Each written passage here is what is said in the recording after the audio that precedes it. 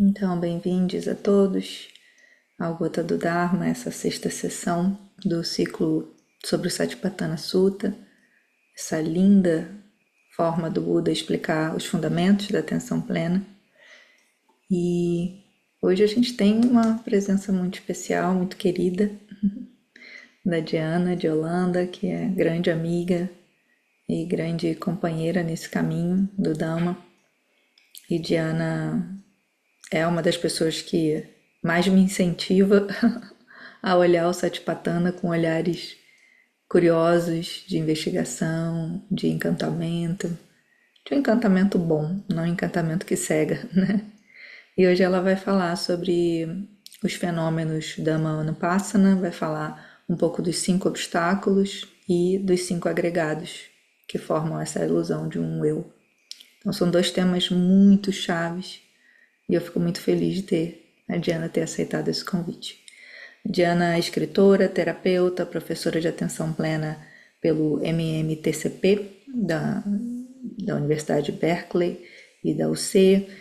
Ela estudou o modelo neurocognitivo do BMT, que é uma outra forma de aprendizado também do mindfulness. Ela tem formação em esquizoanálise na escola Nômade, em acompanhamento contemplativo da morte no Niaracara. Diana vem trilhando essa estrada há muitos anos, com muita dedicação, de uma forma muito genuína. E desde 2010 ela pesquisa mindfulness e meditação do insight. No mestrado ela escreveu por uma literatura da plena atenção. E no doutorado a escrita da atenção plena e a escrita do insight. Ela é da equipe brasileira do curso da compaixão, então ela faz essa mediação das sessões, né, como facilitadora no curso da compaixão do Tom Bond, que eu recomendo muito, e é autora dos livros Dois que Não Amor, das 7 letras, e O Homem dos Patos, da Petrobras, 7 letras. E ela idealizou e coordenou o projeto literário Versão Mulher, a versão brasileira A Voz da Mulher, que foi maravilhoso.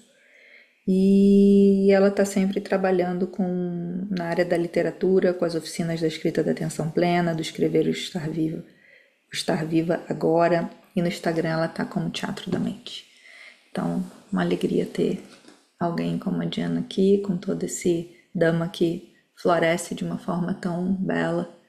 E para mim é importante nomear que num mundo em que muitos de nós que estudamos o Dhamma passamos muito por professores homens ou professores monges, é muito importante a gente também valorizar as vozes femininas nesse Dhamma, né? E nessa forma de trazer. Então, para mim também tem esse elemento nessa alegria que está aqui agora presente na minha mente de ter a Diana aqui.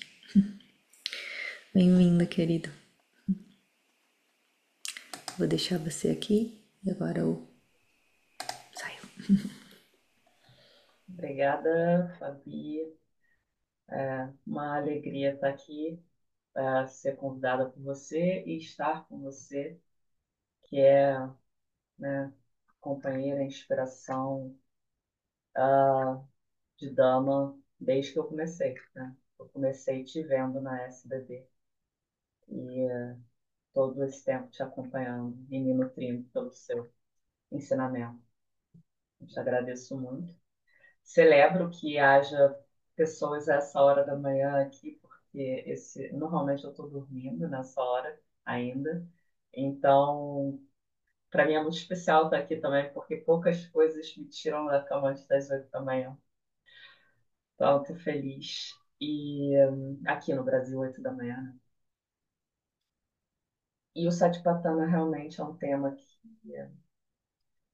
pode soar um pouco estranho, né, usar essa palavra, mas vou usar até um pouco certo anglicismo, mas ele é excitante para mim, porque eu acho que o ensinamento do Buda está todo ali, né? Não à toa ele é chamado de caminho direto para a libertação.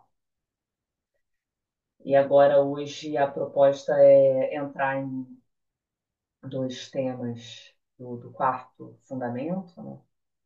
Que são os agregados e os obstáculos. Os obstáculos é um tema que eu e Fabi a gente vem trabalhando há alguns anos, mas os agregados não. E então fazer uma, assim, devido ao tempo, vai ser muito breve. Eu fiz umas anotações analógicas, então vou ficar olhando aqui para meu papelzinho aqui para não me perder muito. E vamos abordar aqui, vamos atacar esses temas. Vou começar pelos agregados. Uma das principais questões, né, do budismo é a não essência, uma das três características da existência. A gente tem a transitoriedade, o sofrimento e a não essência, ou não eu, né? Daí muita confusão. As coisas são não eu porque elas são transitórias, o tempo todo elas estão piscando, se movendo, não tem estabilidade, são fenômenos passageiros. E isso se aplica a tudo, inclusive aquilo que a gente chama de eu, né? Começo com isso porque os cinco agregados, essa forma budista, é a forma como o Buda coloca aquilo que a gente entende como eu.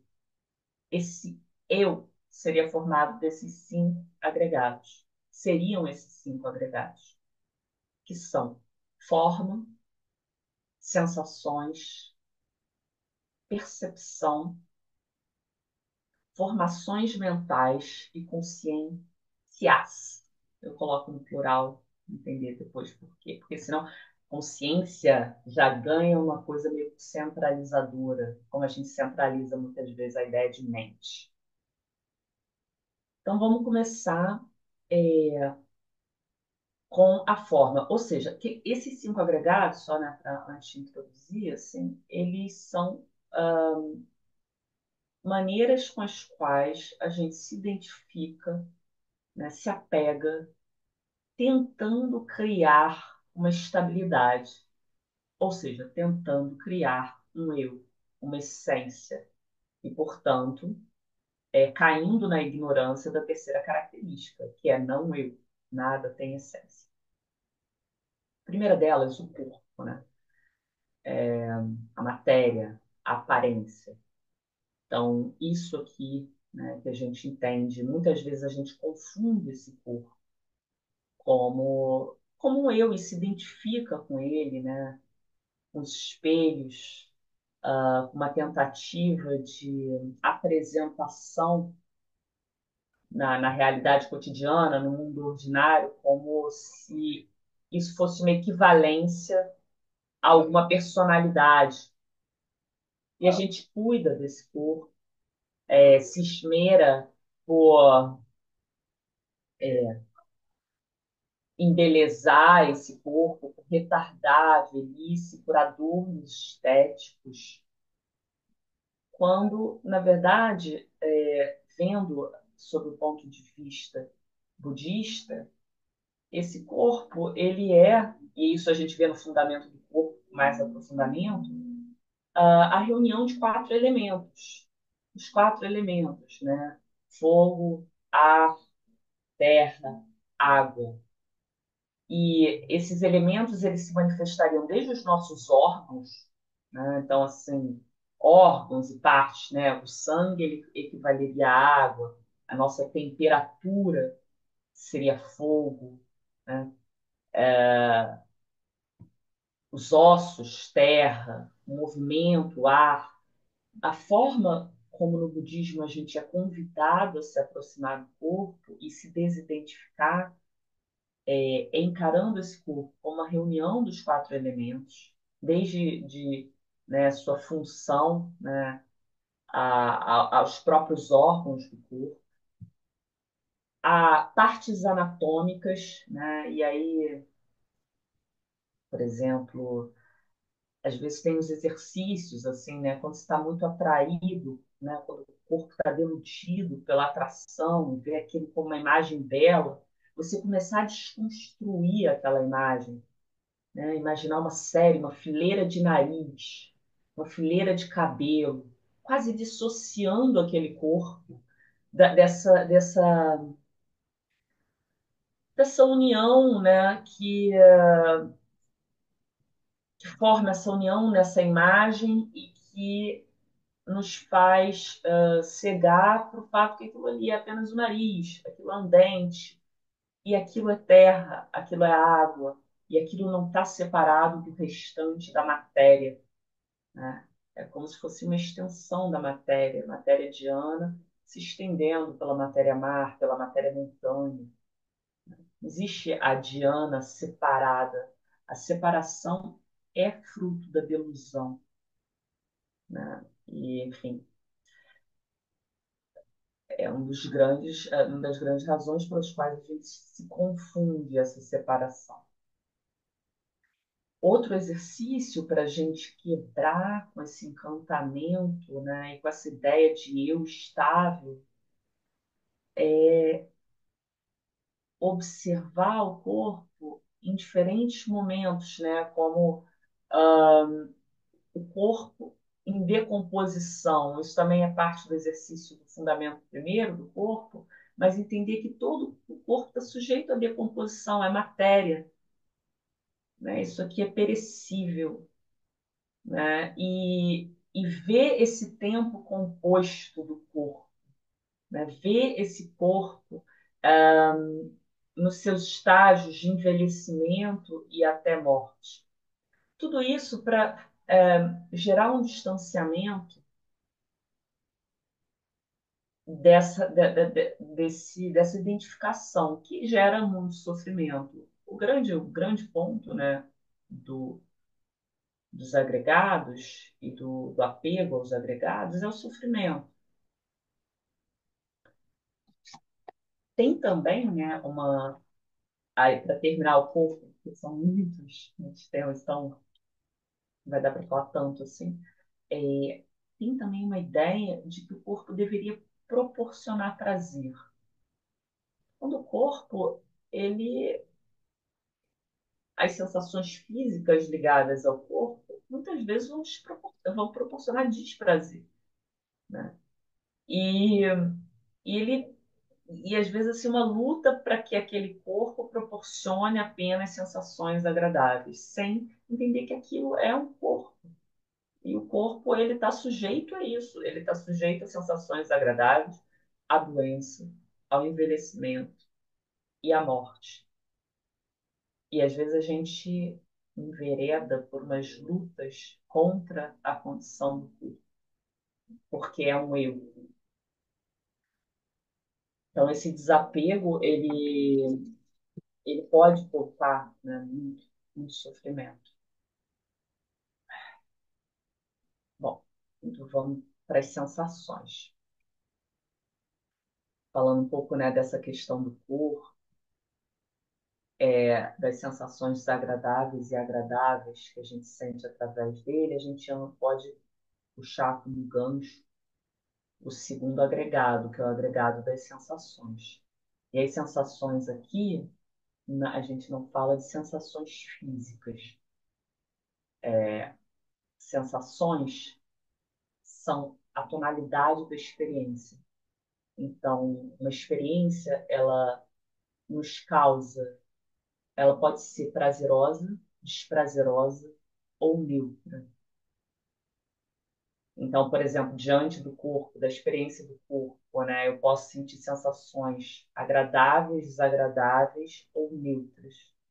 O tempo todo que os nossos sentidos contatam o respectivo objeto do sentido, ou seja, que os olhos contatam a imagem desse contato, desse encontro, emerge uma sensação agradável, desagradável ou neutra. E aí, qual é o ponto aí, né? O ponto é que a nossa tendência é repetir as sensações desagradáveis e querer prolongar, repetir e só nos ater as sensações agradáveis, criando a ponto de criar uma identificação quando a sensação é agradável demais, ou seja, como se constitui uma ideia de eu a partir disso. Suponhamos que ao experimentar café, eu usufruo de uma sensação muito agradável. Aí eu decido, então, que eu vou me tornar uma bebedora de café. Não só uma bebedora de café, eu vou trazer esse título para mim, querer ser conhecida como uma bebedora de café, começar a experimentar todos os sabores e marcas de café, dedicar meu tempo enfim, a ir a feiras de café e comprar uma camisa escrita Amo Café, artigos de casa, de café, e transformar essas sensações, esse prazer, numa identidade. Eu sou aquela, cara, eu sou aquela que ama café. Ah, café é comigo. Então, aí a gente vê, né, um problema que vai se repetir em qualquer agregado, que é, além do apego natural que a gente vai ter a um agregado, essa camada extra de apego, que eu reivindico o apego como uma identidade. Assim, a gente já tem o apego, né? É natural ter apego ao corpo, no sentido de que o corpo é aquilo que me faz poder experienciar a existência, né? Sem o corpo, né, é a mente que vai reconhecer, que vai perceber, mas com base na matéria, interdependência com a matéria. Então, esses apegos, eles são naturais. Outra coisa é quando eu começo a reivindicar o apego como identidade. A gente foi para uma outra camada de apego aí. Então, assim, além de eu ter essa experiência, né, de agradável em relação ao café, por exemplo, né, eu começo a querer ser conhecida como aquela que toma café. E isso a gente faz o tempo todo. A gente transforma gosto e desgosto em identidade. Às vezes as nossas conversas giram em torno de gosto e desgosto como se fosse identidade.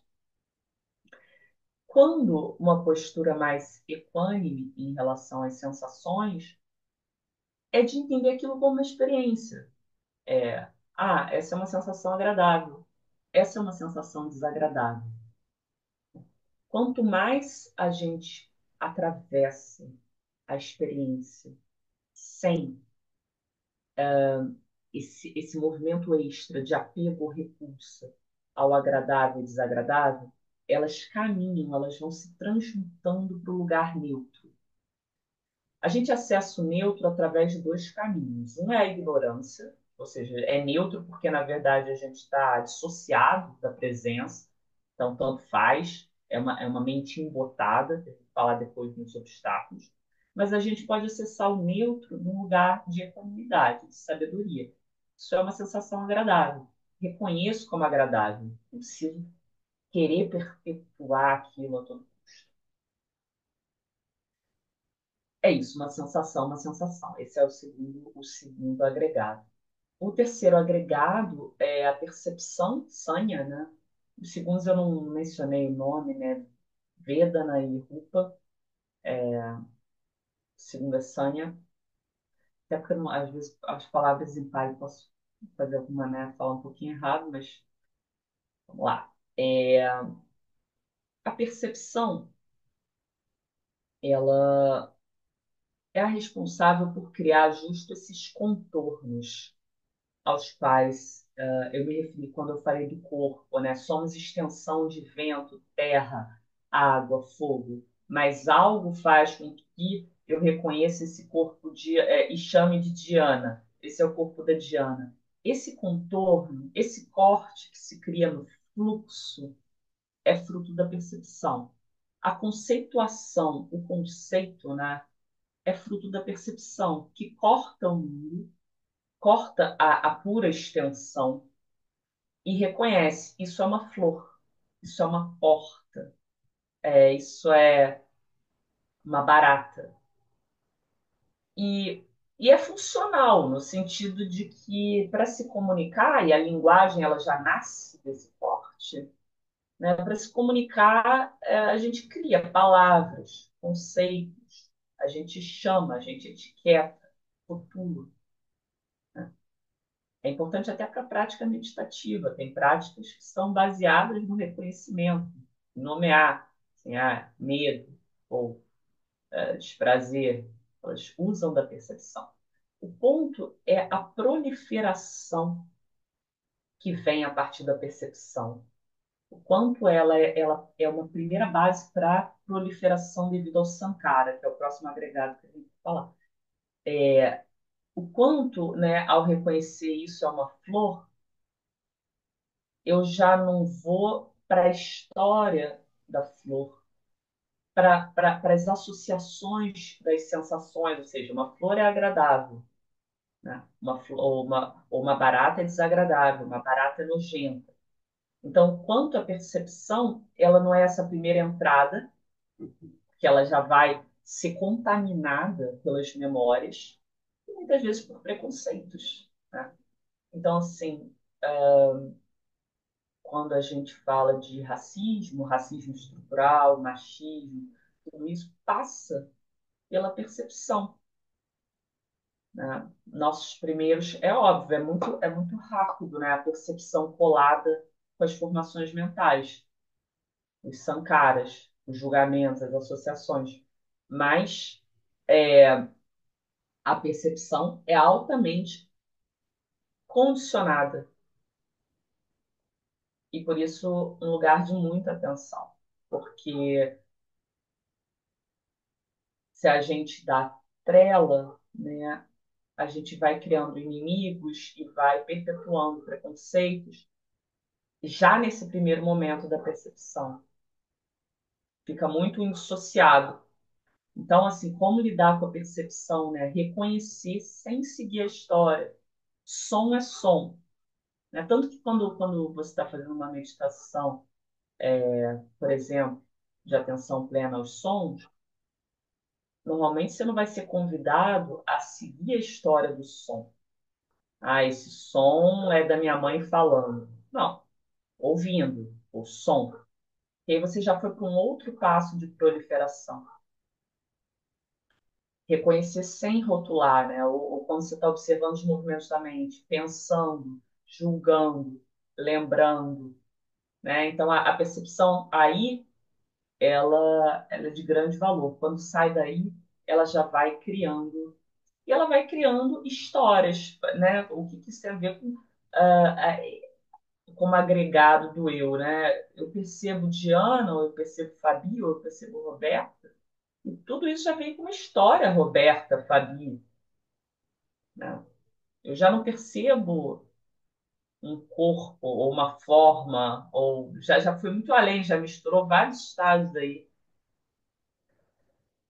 E aí entrando em Sankara, né, que formações mentais, quarto agregado, formações mentais. Esse agregado contém mais assim, problemas, mas ao mesmo tempo mais possibilidades também de atenção. Ou seja, se ele contém as histórias problemáticas, os preconceitos, os julgamentos, também aí contém as histórias de sabedoria e os caminhos traçados de despertar, né? Em Sankara, a gente tem os padrões de emoção, de história, de pensamento, os papéis, as sensações e percepções repetidas que se consolidaram, né? Então, quando é isso, quando eu olho Fabi, eu já não vou olhar Fabi, eu vou olhar todas as histórias de Fabi, né? Isso tudo é Sankara. Os hábitos, né? Todos os eu sou intensa, tudo isso já é Sankara, né? Vieram ali fruto de uma sensação agradável que se repetiu, apeguei, etc., transformei em identidade. Isso é um Sankara. Sou desapegada, sou a pessoa que sofre muito. Qualquer cristalização tá aí, em Sankara. Da mesma forma, a atenção plena também está em Sankara, né? Então, assim, é isso, não é uma via de mão, né, só do mal, do nocivo. E aí é importante ver esses padrões como formações condicionadas, né? Reconhecer as vezes em que surgem esses rótulos e perguntar, é isso mesmo? Tá? Desafiar e desconstruir. As crenças todas são Sankara, né? E não somos nós que temos as crenças, são as crenças que nos têm.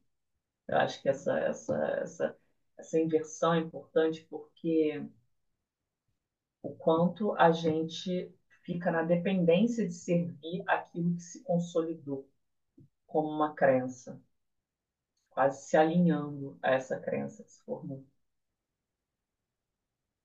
Por último,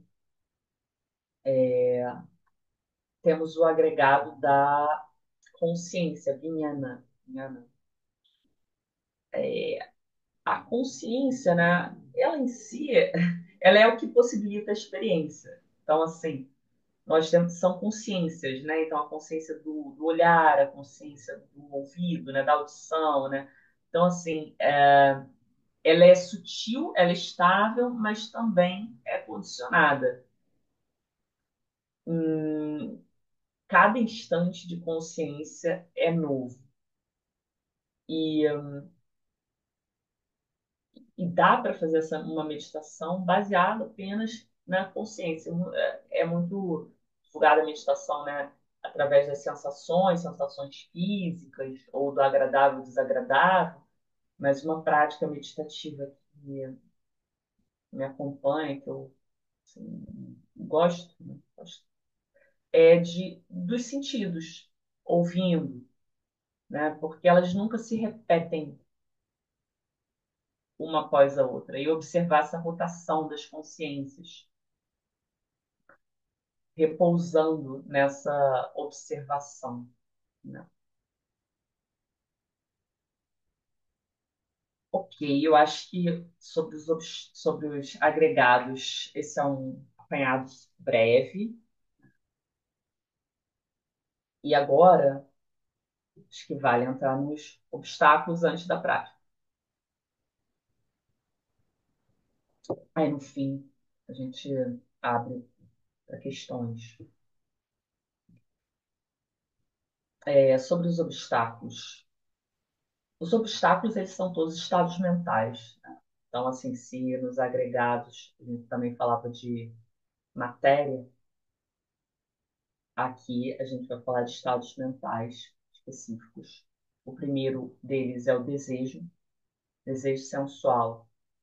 E, assim, essa palavra sensual em português, eu acho que ela pode gerar alguns mal-entendidos, porque muitas vezes ela é associada à sensualidade, né? Que é associada a algo mais sexual, sensual no sentido sensorial. Eu gosto até de fazer essa interferência com cada desejo sensorial, porque é um desejo por prazeres sensoriais, que tem muito a ver com a repetição de experiências agradáveis. Mesmo que a experiência, né, possa soar dolorosa de alguma forma, a mente associou a ela algo agradável. E existem sutras que fazem símiles em relação aos obstáculos, né? E um deles é comparando a mente a uma tigela d'água, a água em si. E a comparação da água do desejo seria uma água colorida, né? Ou seja, uma água com corante, né? Que desperta toda essa fantasia. Então a mente ela está capturada, capturada, encantada por essa água colorida. E tem um outro símile que é da pessoa, né? De um homem, um ser humano endividado. Então é isso, o desejo. aquilo que nos encanta, pelo prazer que pode proporcionar e cria esse movimento de inclinação, pela repetição, querer mais, levando a sede, né? Enfim, a má vontade, a má vontade é um grande espectro de estados mentais. Esse nome má vontade pode parecer que é uma pessoa emburrada, tá de má vontade, né? Porque tem essa expressão, ai, tá de má vontade. Mas não é só isso, ela inclui impaciência, tristeza também pode estar aí, nojo, né? Irritação, é tudo aquilo que a mente justo tem um movimento de aversão. Inclusive, ela é chamada em alguns lugares de aversão, mas um professor, um mestre nosso, meio que sabia, acho, o Gil, ele contesta um pouco esse nome de aversão, porque aversão pode ser também um afastamento daquilo que é prejudicial. Então, fica à má vontade. E, em termos de símile, seria uma água fervente, a símile da água, né? Porque tem essa sensação física de ebulição, algo que fica mexendo, né? E talvez vocês tenham a memória da raiva, que realmente tem essa agitação e essa quentura mesmo, a quentura e pressa e urgência de se livrar daquilo, porque é algo que toma. Outro símile compararia a uma pessoa doente. Então, é aquela coisa da febre, da fervura, né? E você pode experimentar como julgamento, como um rechaço, né? E escalando a má vontade, ela vai se elevar para lugares de muita incompreensão e até mesmo de violência física, né? Então, se o desejo ele tem essa delusão e esse encantamento, a má vontade ela pode ser destruidora no nível de fazer mal a outro ser vivo. Mesmo as ações que envolvem desejo, né, que podem levar ao mal, elas precisariam estar conjugadas com alguma má vontade, que essa falta de limite, né, em relação ao respeito de outro ser vivo mesmo. Não só de outro ser vivo, né, de si, enfim. E a má vontade, normalmente, ela tem emoções por trás, né, como tristeza, ferida, enfim. Vamos para o terceiro obstáculo. O torpor e a preguiça. O torpor e a preguiça, eles vêm esse embotamento, essa sonolência, essa falta de energia, eu acho que por nós, né, que meditamos, muito familiar, que toma o corpo e nos faz não nos engajar nas coisas que nos fariam bem. Não dá para confundir com cansaço e exaustão devido ao nosso trabalho, às condições, às vezes, exploratórias, né, que a gente lida diariamente. Mas essa qualidade mental que impede a lucidez e a presença nos símiles é comparado a uma água cheia de lodo, né, algas, e também de uma pessoa aprisionada. Como antídotos, entre os antídotos, né, tem, dependendo da prática, fazer a prática em pé, ou mesmo a claridade, a luz, né, do sol, Eu não falei dos antídotos nos outros, eu não vou voltar agora, mas assim, antídotos para má vontade, né? Um breve seria a prática de amor-bondade, né? O desejo, a gente passou um pouquinho em relação ao corpo, né? Observar o caráter transitório, o caráter, é, essas consequências, né? Desses excessos depois no corpo, entre outros.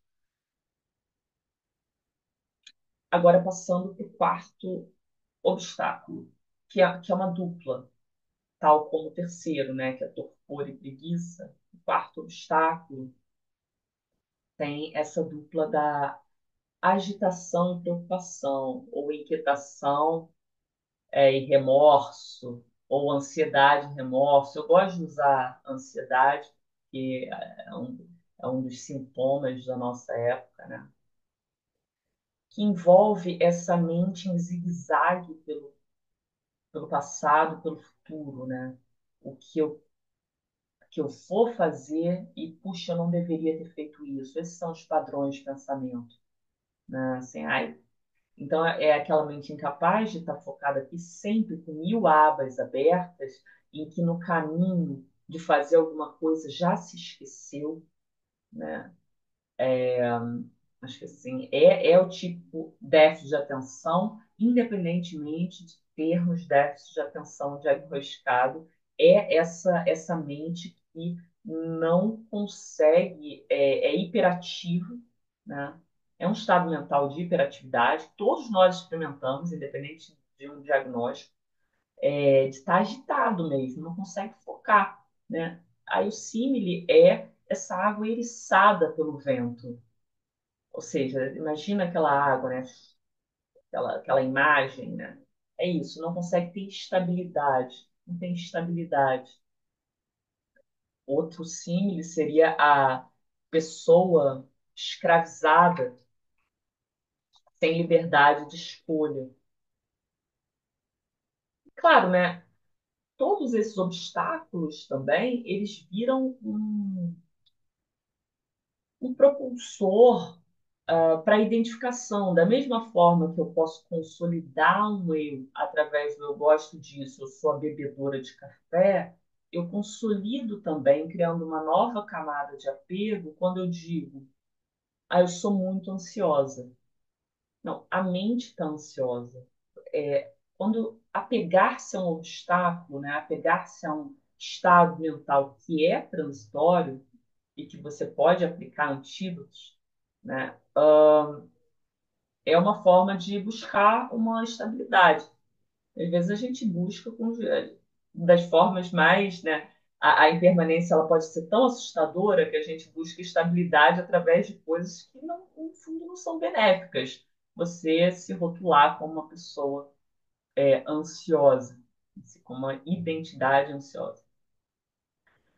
Em termos de antídotos, aí são muitos antídotos, né? Mas assim, em termos de antídotos, é, essa calma que se pode dar a cada ação, não fazer mil coisas ao mesmo tempo, observar a agenda, né? Estou colocando 30 mil tarefas, estou me envolvendo em não sei quantas atividades. Tudo isso proporciona acaba acarretando um dia a dia de acumulação que a mente não tem o devido tempo para pausar. E uma mente que não pausa, ela vai ficar inclinada a entrar nesse estado mental da ansiedade. Por fim, o último obstáculo é a dúvida, né?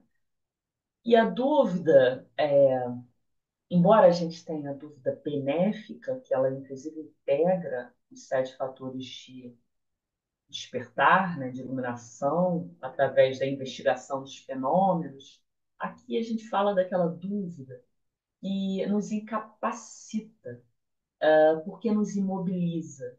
É como se eu não conseguisse dar um passo para uma direção, porque quando eu estou dando esse passo para essa direção, eu me pergunto: será que eu deveria ter dado esse passo? Será que é essa direção? Então eu vou para outra direção.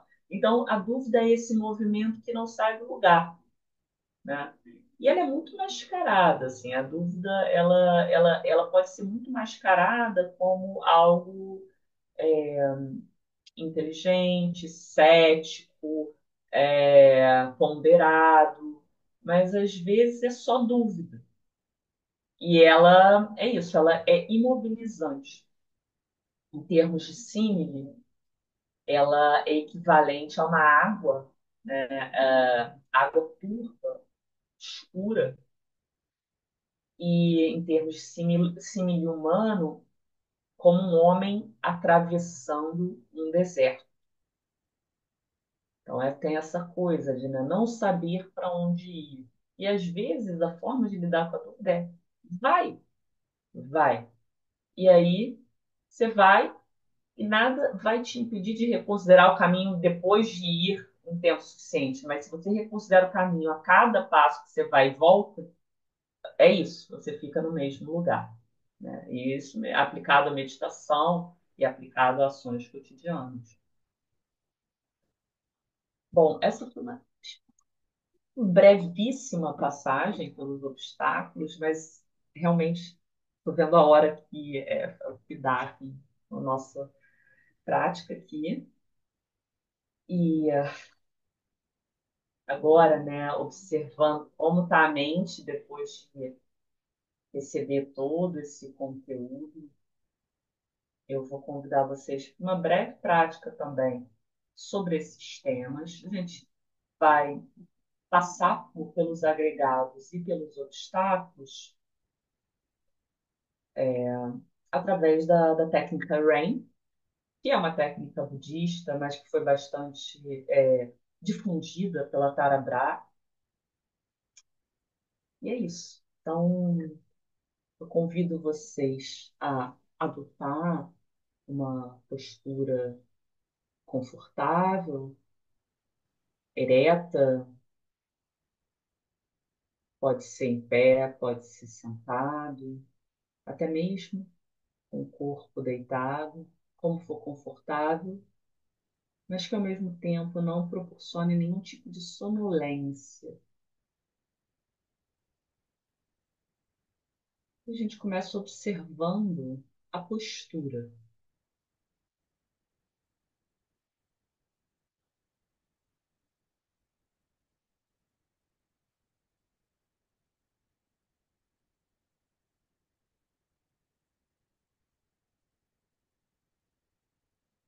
Observando o contato dos pés com a superfície,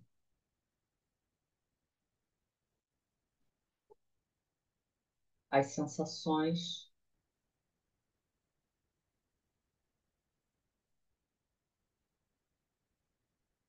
a qualidade da superfície, se é o chão, a dureza do chão.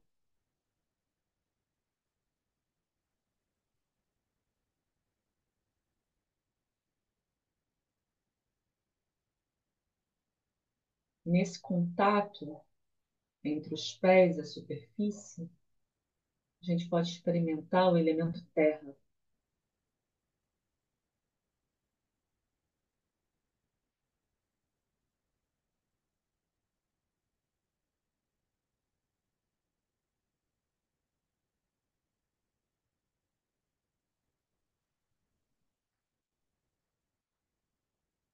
E aos poucos, eu convido você a ir subindo a sua atenção dos pés até a cabeça,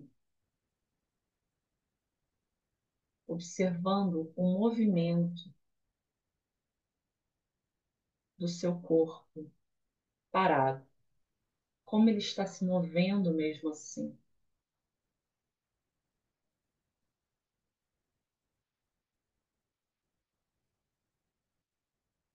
A respiração em cada uma das partes do seu corpo.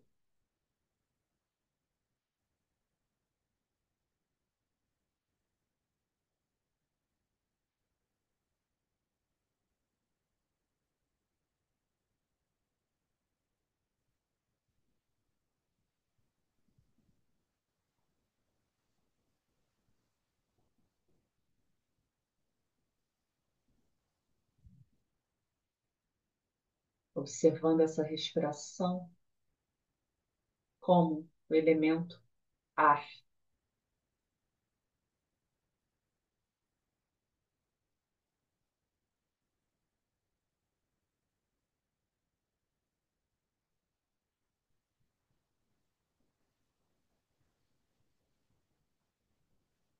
Levando a atenção até o topo da cabeça.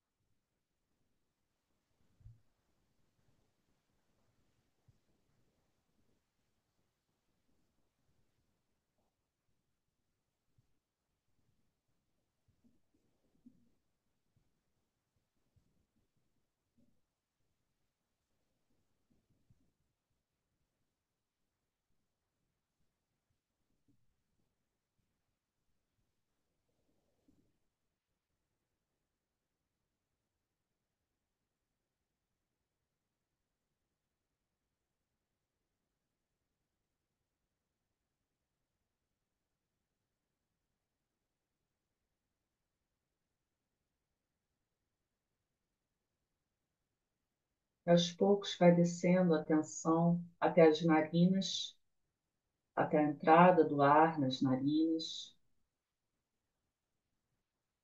e observando o ar que entra e sai.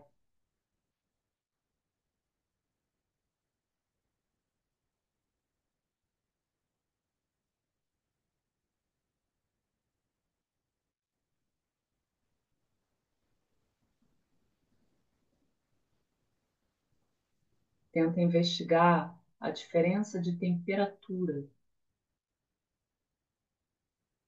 do ar que entra e sai.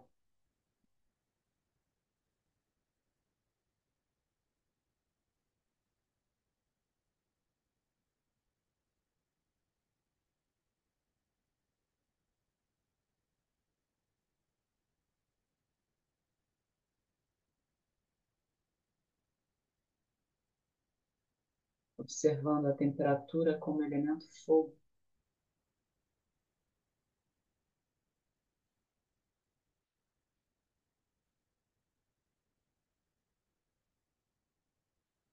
E a coesão desse corpo na postura que você está como elemento água.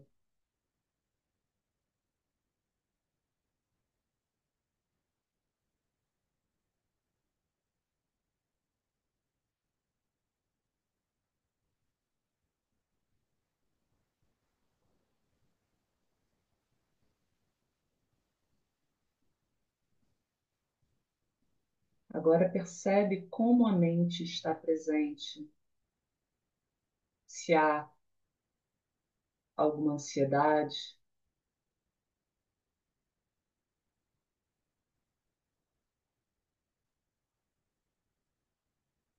algum desejo de estar em outro lugar,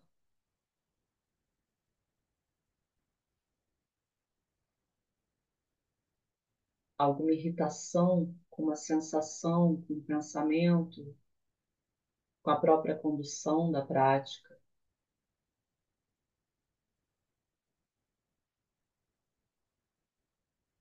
ou alguma insegurança, se você consegue praticar, se você está fazendo certo,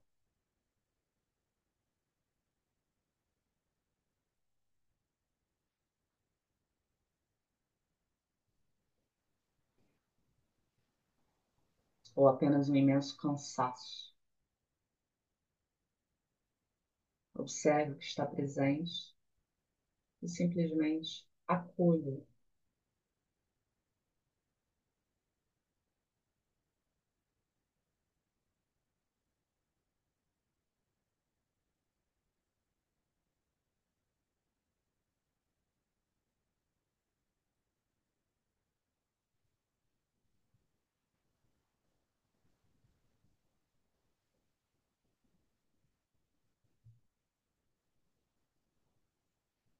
Investigue se existe alguma parte do seu corpo que está falando mais alto, que está pedindo atenção, ou algum padrão de pensamento repetido, alguma frase repetida.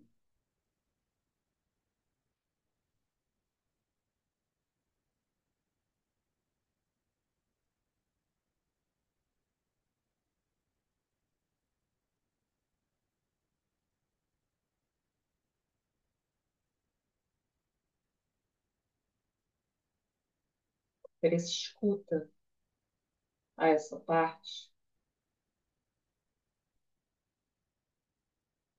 apenas acolhendo, dizendo tudo bem, ou algo que faça sentido para você.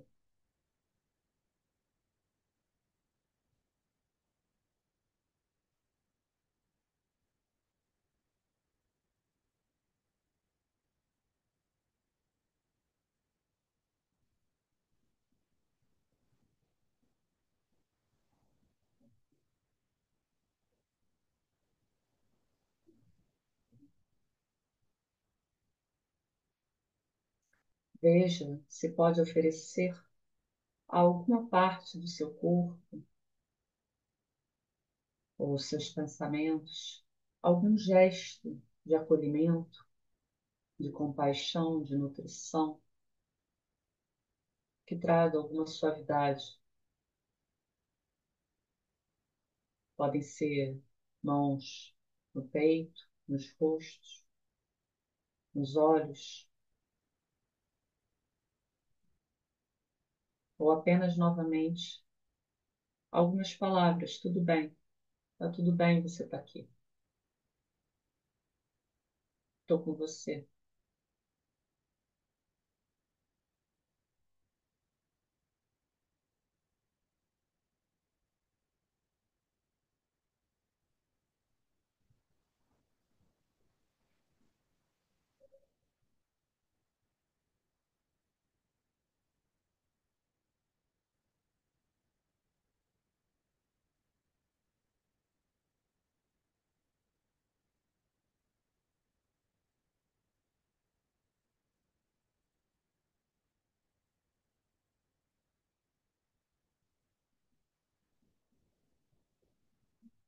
Veja quando você se permite estar com tudo, tudo que existe,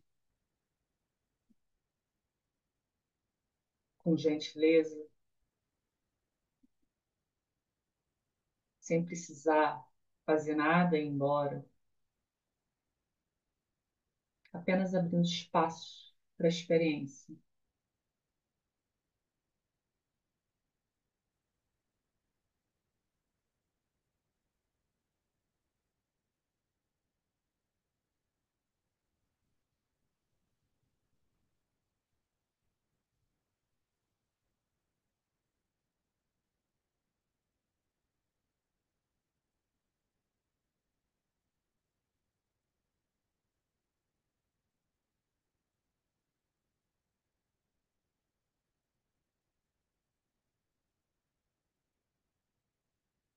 Novamente, agora a gente vai levando a atenção para as narinas, observando o ar entrando, saindo,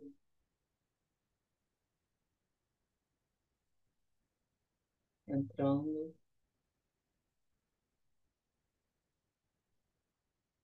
saindo,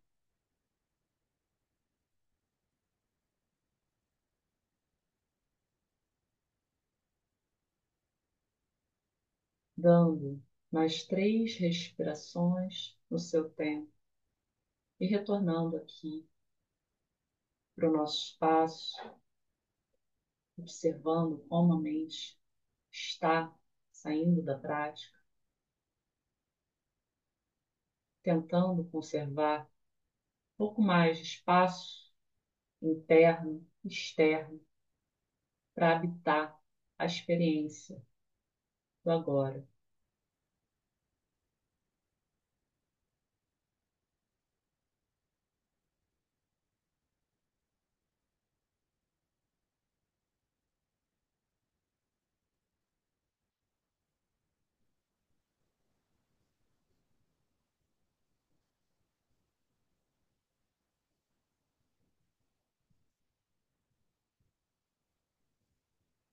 Quando se sentir confortável, podem abrir os olhos, encerrando a prática.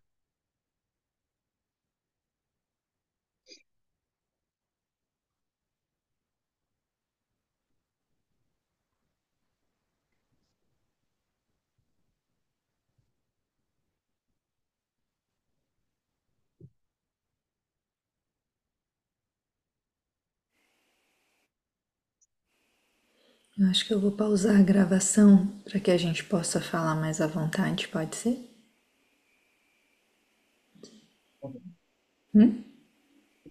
Por mim, super pode ser. Então, nós terminamos aqui a prática com a Diana, tivemos perguntas, trocas de experiência, partilhas, e foi muito belo, assim, ver como a Diana conseguiu conectar, né, esses dois temas, que são temas desse quarto fundamento da atenção plena, o fundamento do Dhamma, né? A gente fala do corpo, das sensações, dos estados mentais e os Dhammas. E dentro desses Dhammas, o Buda sugere alguns Dhammas, né? As quatro nobres verdades, como algo que a gente pode contemplar como objeto de meditação. Os cinco obstáculos, que são visitas muito frequentes de alguém que está fazendo uma prática, provavelmente vai ser visitado por desejo, por aversão, por agitação ou ansiedade e remorso, por torpor ou preguiça, ou pela dúvida.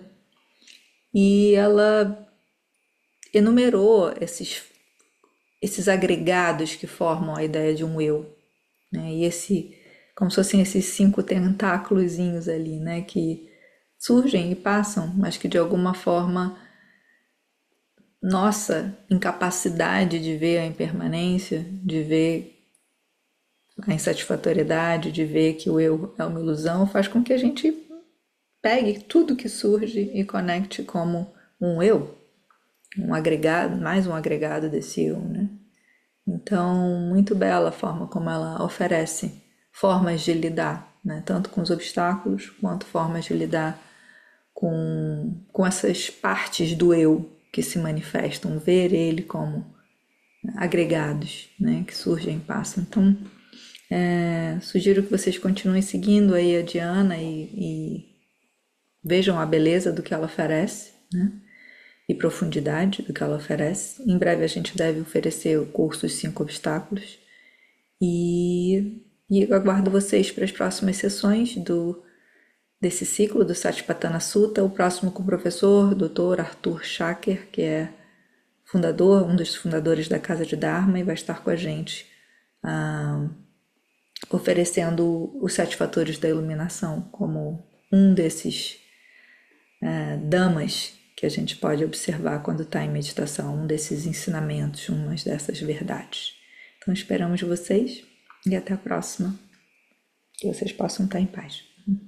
Que a gente possa construir essa paz juntos.